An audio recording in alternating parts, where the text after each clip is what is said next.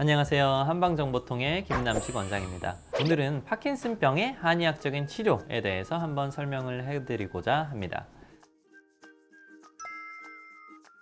파킨슨병은 사실 그렇게 흔치 않은 질병이기도 하지만 또 그렇다고 엄청나게 드문 질병도 아닙니다. 퇴행성 신경계통의 퇴행성 변화의 질환 중에서 첫 번째가 바로 가장 흔한 질환이 치매고, 두 번째로 흔한 질환이 바로 파킨슨병입니다. 그래서 1000명당 유병률이 약 1명에서 2명 정도 되는 그렇게 드물지도 않은 질병이 되겠고요. 특히 노인이 될수록 파킨슨병의 유병률이 늘어나기 때문에 65세 이상에서는 약 2%의 인구가 앓고 있는 것이 바로 파킨슨병이라고 하겠습니다. 주변에 그렇게 흔하진 않지만 앓고 계시는 분들 한두 분쯤은 지인으로 알고 계시지 않나 라고 생각이 들 정도로 그렇게 드물지는 않은 질병이다 라고 생각을 하시면 되겠습니다. 파킨슨병이 생기는 원인은 아직까지는 사실 정확한 원인은 불명확합니다만 중뇌 흑질이라는 부분이 있습니다. 중뇌라고 하면 이제 뇌 중간이라는 뜻이겠죠. 중앙에 있는 부위에 흑질이 나는 부분이 있는데, 거기에 도파민이라고 하는 신경 전달 물질을 발생시키는, 분비시키는 그런 세포들이 있습니다. 그 부분이 이유는 모르겠는데 거기가 자꾸 퇴화가 되는 거예요. 그래서 도파민이 부족해짐으로써 나타나는 증상들이 온 전신에 나타나는 증상을 바로 파킨슨병이라고 일컫습니다.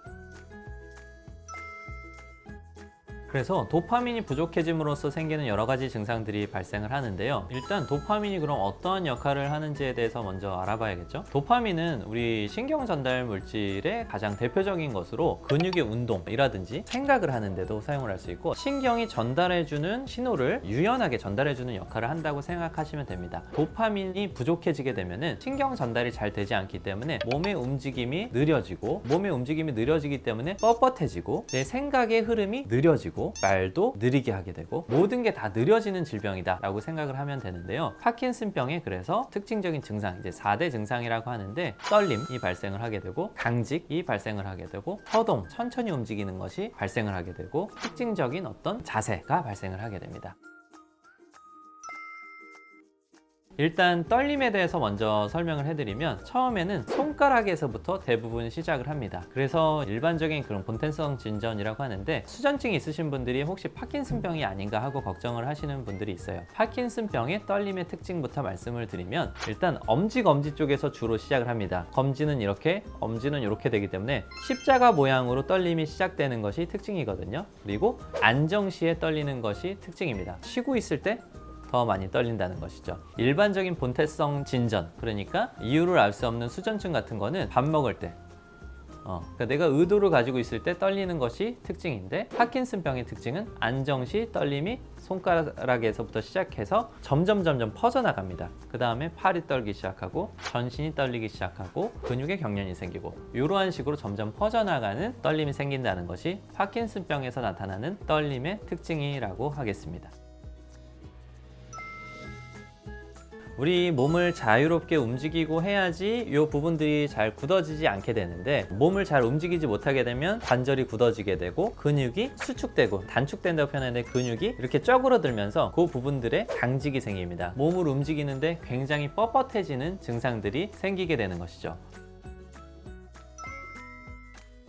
아까 앞서 말씀드렸다시피 도파민이라는 물질이 신경의 전달 역할을 함으로써 운동 기능을 담당하고 있다고 했잖아요. 그 운동 기능이 떨어지기 때문에 천천히 움직이게 되는 그러한 서동을 나타내게 되고, 이것은 몸의 움직임뿐만 아니고 생각도 마찬가지입니다. 생각 자체가 느려지기 때문에 말씀을 들었을 때 대답을 하는 게 한 박자 느려진다든지, 내가 어떤 생각을 하고 떠올렸을 때 생각 흐름이 조금 더 더뎌진다든지 하는 그런 생각의 서동도 같이 나타나게 된다라는 것이 특징이라고 하겠습니다. 파킨슨병 환자분들은 지금 이러한 특징 때문에 특징적인 몸의 자세를 취하게 되는데요. 일단 몸의 움직임이 잘 되지 않기 때문에 전체적으로 오그라드는 자세를 취하게 되고, 그러면서 등이 굽어지고 몸의 움직임이 내 마음대로 제어가 되지 않기 때문에 종종 걸음을 걷는 특징적인 모습을 취하게 됩니다. 옆에 저희가 사진을 하나 띄워드릴 텐데, 등이 굽어지고 팔꿈치를 몸에 붙이고 몸이 이렇게 오그라든 상태에서 종종 걸음을 걷는 자세를 주로 많이 취하게 되는 것이 특징이고요. 스스로가 제어를 잘 못하기 때문에 맨 처음에 첫발 디디기가 굉장히 힘들어지고, 걷기 시작하면 멈추기도 또 힘들어집니다. 이러한 여러 가지 좀 어려움들을 겪고 있는 증상이 바로 파킨슨병이다 라고 생각하시면 되겠습니다. 부수적인 여러 가지 증상들도 있습니다. 얼굴에도 근육이 있고 얼굴에도 움직임은 웃기도 하고 찡그리기도 하고 여러 가지 이제 감정을 나타내게 되잖아요. 파킨슨병 환자분들은 얼굴에 있는 근육의 움직임도 더뎌지기 때문에 무표정한 얼굴을 가면을 쓰고 있다고 표현을 많이 하는데 가면형 얼굴을 취하고 계시는 것이 파킨슨병 환자분들의 특징이라고 하겠습니다. 이러한 것뿐만 아니고 여러 가지 증상들이 또 발생을 하게 되는데 대표적인 것이 이제 우울증이죠.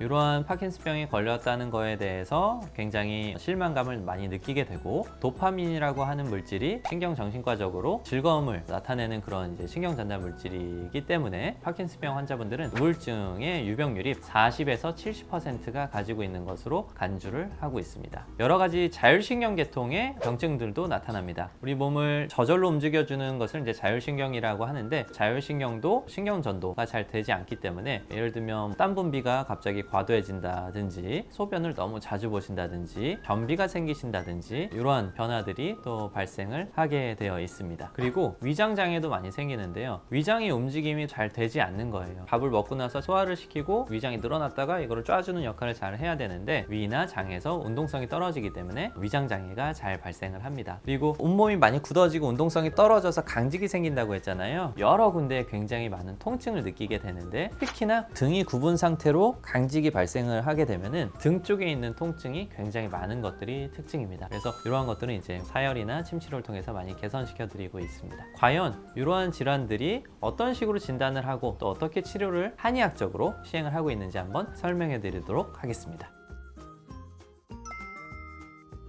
파킨슨병은 예전에는 이제 MRI부터 찍어보고 여러 가지 증상적인 것들을 의사 선생님들이 아니면 뭐 한의사 선생님이 종합을 해서 진단을 하는 것이 보통이었습니다. 예를 들면 이제 떨림을 관찰한다든지 균형을 잘 못 잡으시기 때문에 서 있는 자세에서 몸을 툭 흐트러뜨렸을 때 얼마나 균형을 잘 잡으실 수 있는지에 대해서 관찰을 하기도 하고 강직이 발생하는데 이제 톱니바퀴성 강직이라고 해서 팔을 이렇게 알통을 쥐고 있을 때 쫙 피게 되면 일반적인 분들은 잘 늘어나는데 파킨슨병이 있으신 분들은 툭툭툭툭 이렇게 톱니바퀴가 걸리는 것처럼 톱니바퀴성 강직이 생겨 있거든요. 여러 가지 증상들을 종합해서 진단들을 많이 했었는데요. 요새는 이제 영상학적인 방법들이 많이 발전을 하다 보니까 PET라고 하죠. PET나 아니면 스펙트 검사라고 하는데 이런 것들을 찍어보면 중내 흑질에 도파민 세포가 얼마나 활성화되어 있는지를 볼 수 있는 검사가 있습니다. 때문에 그것을 찍어보면 옆에 우리 사진을 올려드린 것처럼 일반적인 분들은 이 누에고치 모양인데요. 양쪽의 누에고치 모양이 빨갛게 잘 발달해져 있는데 파킨슨병 환자분들은 누에고치 모양이 어디가 좀 색깔이 변해 있거나 짧아져 있거나 중내 흑질에 도파민을 발생시켜주는 활성도가 많이 저하되어 있는 것을 직접 관찰할 수가 있거든요. 이런 걸 관찰하면 아, 이분은 파킨슨병이 걸렸구나 라고 하게 되고요. 더 중요한 것은 의사의 병력 청취로 보고 있기는 한데 이러한 영상학적인 소견과 함께 종합을 해서 진단을 하고 있습니다.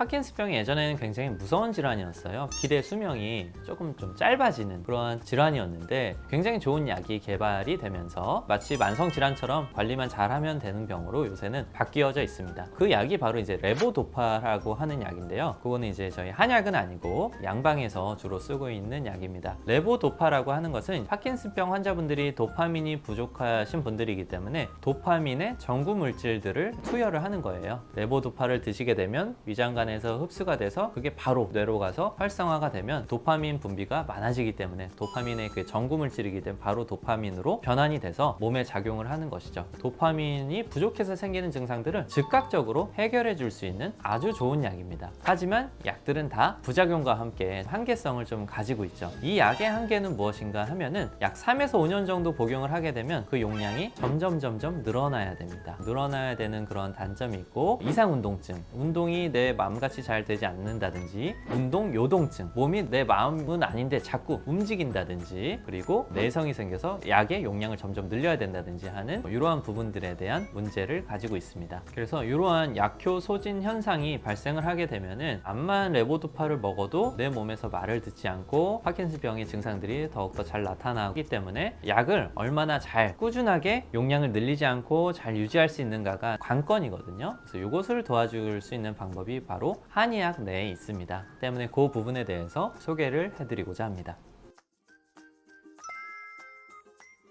일단은 침 치료에 대해서 설명을 해드리고자 합니다. 파킨슨병 환자분들은 대부분 전신에 통증을 가지고 있고 강직을 가지고 있고 떨림을 가지고 있습니다. 그래서 통증이 있는 부분들은 일반적인 침 치료를 통해서 개선시켜 줄 수 있고, 강직, 아까 등이 굽어 있고 관절에 강직이 있다고 했잖아요. 그러한 부분들은 사혈요법이라든지 일반적인 침 치료를 통해서 부드럽게 풀어드릴 수도 있습니다. 한방에서는 떨림이라고 하는 건 풍의 범주로 보는데, 풍을 예방해주는 혈자리들을 놓으면은 떨림이 줄어들고, 떨림이 생겨있는 근육에 침 치료와 전기 자극을 잘 가해주게 되면은 떨림을 완화해주는 그런 효과도 가지고 있습니다. 오늘 소개해드리고자 하는 것은 이제 봉침 치료에 대한 건데요. 예전에 강동경희대병원이라고 저희 학교에 있는 이제 큰 병원이 있는데, 거기서 파킨슨병으로 진단받으신 환자 235명을 대상으로 연구를 진행을 했습니다. 그래서 봉침 치료를 잘 시행을 해봤더니, 임상 연구죠. 그러니까 사람을 대상으로 한 연구였는데, 파킨슨병 환자분들의 가장 큰 문제가 뭐죠? 바로 운동 기능이죠.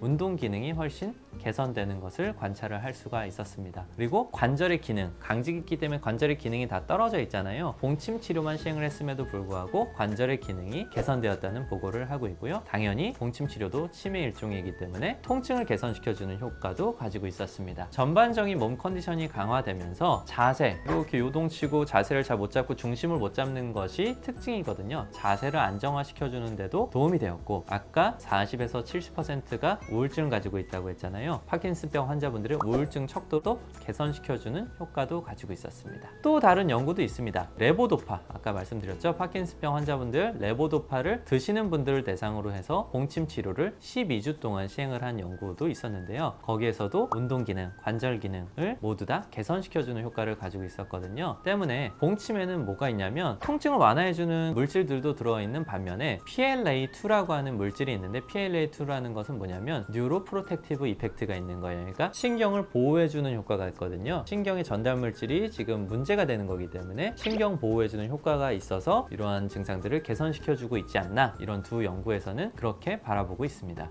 또한 한약에 대한 연구도 있습니다. 제가 소개해드릴 연구는 일본에서 있었던 연구인데요. 이 비슷한 연구들이 또 여러 개 있거든요. 레보도파를 동일하게 환자한테 이제 투여를 시켜놓고, 그 다음에 한약을 어떤 군에는 복용을 시키고 어떠한 군에는 그냥 레보도파만 복용을 시킨 거예요. 그러고 나서 혈액을 채취해서 분석을 해봤더니 한약이랑 병용을 한 환자분들은 레보도파의 혈중 농도가 더 높다는 것이죠. 이러한 것은 어떤 거냐면, 혈중에 레보도파의 효과가 있어야지 몸에 작용을 하는 거잖아요. 그래서 레보도파의 혈중 농도가 높아졌다는 얘기는 적은 용량만 먹더라도 한약 복용을 병용을 하게 되면 더욱더 효과를 배가시킬 수 있다라고 생각을 할 수 있는 거고, 제가 아까 레보도파의 맹점이 뭐라고 말씀드렸죠? 3년에서 5년 이후가 지나면 약물 소진 효과, 잘 듣지 않는 그런 내성이라고 볼 수 있는 그런 증상들이 발생할 수 있다고 했는데, 한약을 복용하시게 되면 혈중에 있는 농도를 더욱더 상승시키고 효과를 배가시킬 수가 있기 때문에 약을 점점점 늘리지 않아도 되는 상황이 되는 것이죠. 그래서 이러한 측면에서 보조적인 역할을 할 수 있다라고 생각하시면 되겠습니다. 우리 한약 자체는 또 어떤 게 있냐면, 한약에도 신경을 보호하는 약재들도 있고, 그리고 파킨슨병 환자분들이 소화불량이 있으면 소화를 개선시켜주는 약도 있고, 우울증이 있으면 우울증을 개선시켜주는 약도 있고, 근육이 굳어졌으면 근육을 풀어주는 약도 있고, 이러한 증상에 접근하는 약재들도 다 있습니다. 그거 플러스 레보도파의 효과를 더욱더 높여주는 효과를 같이 가지고 있다라고 생각하시면 되겠습니다.